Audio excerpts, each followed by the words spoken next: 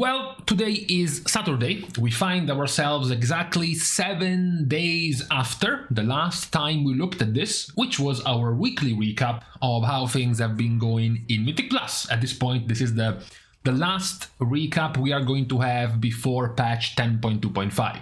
Not that patch 10.2.5 will actually bring much of anything in terms of changes to Mythic Plus, because surprisingly we have no balance tuning to any of the dungeons, and also we have very little to basically no balance tuning to the specs either coming in the next reset. So that's a little bit disappointing. However, it's still worth having a weekly recap of Mythic Plus, especially as pointed out week by week. We can still see that the presence, the play rate of Mythic Plus is still very, very high, the highest of this expansion, and one of the healthiest participation in Mythic Plus of recent times. So let's take a look at how things have been going so far in Mythic Plus. Before going in depth, let's look at what the general sites might be telling us about tier lists, about the rankings, about how the specs are positioning right now in Mythic Plus. We can see something more or less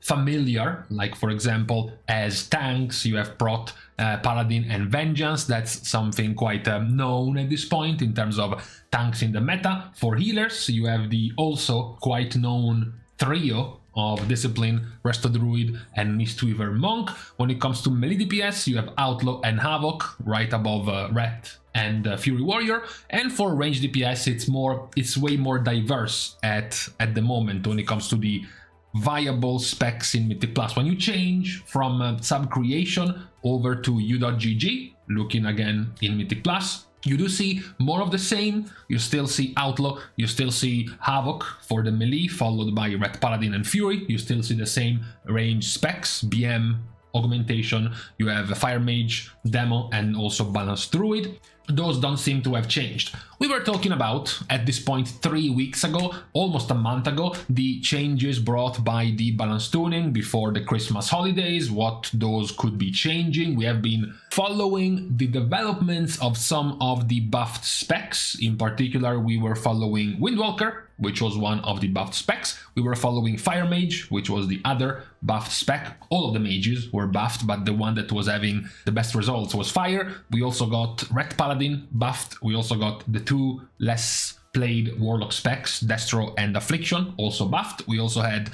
Devastation Evoker buffed as well. Those were the other changes since the balance tuning of almost a month ago. We can continue to see the progress of some of these specs. The one in particular, as we pointed out sadly 1 week ago, and we continue having to point this out today as well, is Fire. Fire Mage across all of the specs is the one that has been improving the most since its pre-buff times, when it was lower down. Even before that, at the very start of the season, you had the mage specs being mostly average in terms of both average damage as well as general tier of the spec in Mythic Plus keys. By looking at the amount of runs they were having and their performance, the mage specs were meh. And then over time, with the buffs, Fire Mage went all the way up to being a top tier spec, which continues to be right now as well. Now, if you look at the very, very high end, which sure, as usual, it doesn't really bother 99.99% of the players, but it's also a big indicator of what might follow, because as you know, many players tend to copy the best, tend to look at what's going on high level Mythic Plus players. So we could be getting a pretty good idea of what might come in the following weeks if you just look at the high keys being done by the groups, for example. What those groups might be telling us, for example, is that now suddenly mages are everywhere in the top groups. And also, something we haven't seen before, now Balanced Druid is also showing up way more in these groups. If you remember, if we went back a few weeks before any of these buffs and changes came through, the first month or so, month and a half or so of the season, Balanced Druid was nowhere near the top as it is now. Fire Mage was nowhere near the top as it is now. Even down when it came to tanks, Vengeance Demon Hunter was still way more popular than Prot Paladin. now we've gotten quite a few more changes. The other surprising, if you can say that, the other surprising one is Havoc Demon Hunter. Before, it was a given, it was a 100% certainty that Havoc Demon Hunter would have been a member of the DPS. Now, not nearly as much. Of course, if fire and balance become more and more present and Augmentation Evoker is always there, it means Havoc Demon Hunter might be missing out on groups more and more. It still remains, of course, a vastly popular spec. If we go even down here, the melee, and we look at the higher level of keys, you still see, in terms of melee, Havoc being 6,000 plus picks across DPS. If you look at the ranged, this is 4,000, this is 2.6, this is 1.2 and 1.2, this is 2.8. So you can still see that the popularity of Havoc is definitely there. It's just not nearly as absolutely dominating as before when you talk about the very, very top end. So not the average top key level, but more like the title level of keys, the tournament level of groups, for example. In those,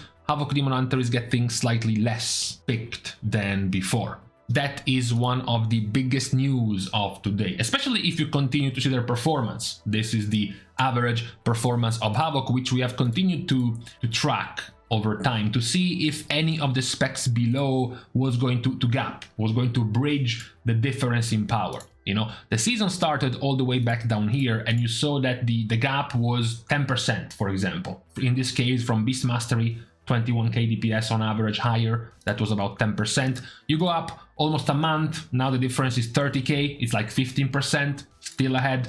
Even after the nerfs to Havoc Demon Hunter, the difference was 23k, 10%, still. So even after being nerfed, even after Havoc getting nerfs and other specs down the line being buffed, the advantage, this gap, still remained for Havoc. But it does seem like some other compositions are starting to become slightly more viable. It's always worth pointing out whenever we talk about Mythic Plus, something we have stressed on multiple times when talking about the compositions, that it's something that might happen. When you look at the composition, you always have to take in mind the possible need of groups to make sure they have combat res and they have bloodlust. So it makes sense when you look at compositions like these and you don't have a prot paladin, you start wondering, okay, no combat res, no combat res, no combat res, no combat res, who is going to give us our combat res if we bring a Havoc Demon Hunter? So bringing a balanced druid can actually solve this problem. Now you don't need a combat res. Obviously, given how popular Havoc still is, you can still find groups running without a combat res, of course, but it is less popular, it is less likely. You even see the combination here. Almost every time purple is on this column, purple is not gonna be in this column. Every time Havoc is here, there is a combat res as a tank. It happens here, it happens here. In a different group, it's gonna happen here as well. You go down to other different groups, it's gonna happen here as well. And then when there is a Vengeance tank and you lose your combat res, you're gonna pick up combat res in either one of DPS with balance or often healer with Resto Druid. That's the situation right now when it comes to compositions, given the growth of Fire Mage given by buffs, and then the growth of Balanced Druid given by nothing really, because Balanced Druid was not buffed. We went a few minutes ago, we went down the list of the specs being buffed a few weeks ago. Balanced Druid was not one of them. Balanced Druid is not even going to be buffed in 10.2.5. There is no reason, any special reason why you would want to be playing Balanced Druid more in Mythic Plus, or even just by the numbers. As you can see here, over time, Balanced Druid was never one of the top performers in terms of top 5, in terms of top 3 even. They were always above the middle of the pack, but nothing special level of damage. So now that they are more present in way more of the top keys compared to before, it's definitely not because of the damage, it's way more so because of a mix of utility but also of combat res. That is more of the reason why we are seeing this growth of Balanced Druid in keys. These are the only specs receiving any growth in the very, very top end that we mentioned, the DPS ones. The healers are still more or less the same. It's Priest, and then Druid, and then Mistweaver, and tanks are basically just 2, Prot Paladin and Havoc Demon Hunter. That's one of the things that are not changing as we go deeper into this season. When we talk about Mythic Plus, of course, we can spend a minute to mention the dungeons. It's always worth reminding everyone week by week that even this week, Morzone's Rise continues to be the hardest of the dungeons in this season, followed closely by Throne of the Tides. These have been the 2 standout harder dungeons in this season, even in this week, even in this Bursting Storming week, which is, as you can see by the best week for what dungeon, we have Bursting and Storming making up for the majority of the best dungeons of this season. If we shrink this to the basically beginning of this season, you see that basically it's this week right now is the push week of Fortified for this season. Even then, even with this ease, these 2 dungeons remain the hardest one, which is also why we mentioned, surprisingly, not having any last minute dungeon tuning to these couple of dungeons, for example, in 10.2.5. They are not coming, at the very least, not for now. We have already spent a bit talking about the compositions, mentioning the slightly lower presence of Havoc. This is visible here as well in the top compositions. Previously, we used to have an entire line covered in Havoc, present in all of the top compositions of Mythic Plus. Now Havoc is missing from 1, it's missing from 2, it's missing from 3 compositions, it's missing from 15% of the top compositions, and 15% is more than the 0% Havoc used to be missing from up until last week. So we can also see the slight change in popularity even in lower level of keys compared to the absolute top levels we have seen right here in the rankings of Mythic Plus keys. The last bit we can mention about this week and this season is the slight talk about the meta, because there is something quite interesting happening as well. We have already talked about the state of this season being very good, but not even as good as it might feel like, since actually, technically speaking, this season, this level of diversity, this level of variance of specs was worse than the first part of Season 2, was worse than the entirety of Season 1, and was only really better than this bit right here, than the Exodia 10.1.5 bit of Season 2. Even then though, not being better than Season 1 and the first part of Season 2, it was still going quite well. In the last couple of weeks, we have seen some slight changes, particularly in the removal of augmentation, with the rise of the buffed Red Paladin, maybe even the rise of the buffed Windwalker, definitely the rise of the buffed Fire Mage. Augmentation is finding less room compared to, well, the biggest chunk of this season so far. So there is more window for options when it comes to the DPS. Still not fantastic, of course. If you look at the number over here at 637, it is better basically than the entirety of the season, but it's still a higher number than basically all of this. It's still a higher number than the entirety of Season 1, where you had way more diversity. Not a single spec, for example, getting past 15 or 16% popularity in Season 1, compared to here, where even just the last week we have 1, 2, 3 different specs passing 15% popularity, and even way more than that very often. So it is better compared to the rest of this season, and the Exodia part of Season 2 still has some work to do from becoming way more varied compared to what we see now. Not really any change when it comes to the healers, who continue to be a three-way tie between Wrestler Druid, Mistweaver and Discipline. Even after a couple of weeks, a bunch of nerfs or buffs, like Discipline and Mistweaver being nerfed, for example, doesn't really seem to have changed the value of these healers in Mythic Plus. Tanks, this might be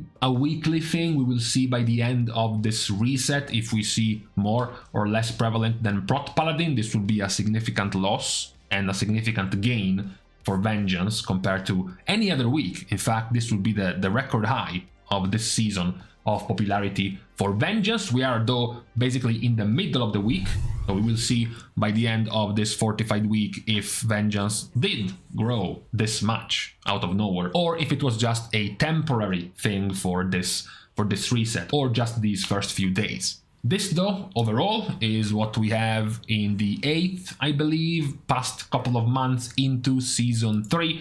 Mythic Plus meta, how things have been going so far in terms of performance of specs in Mythic Plus, with some surprises and changes and movement of specs up and down the meta level of this season. So on this Saturday, I believe, I'm going to leave you to the rest of your weekend, which right over here is very cold this time around.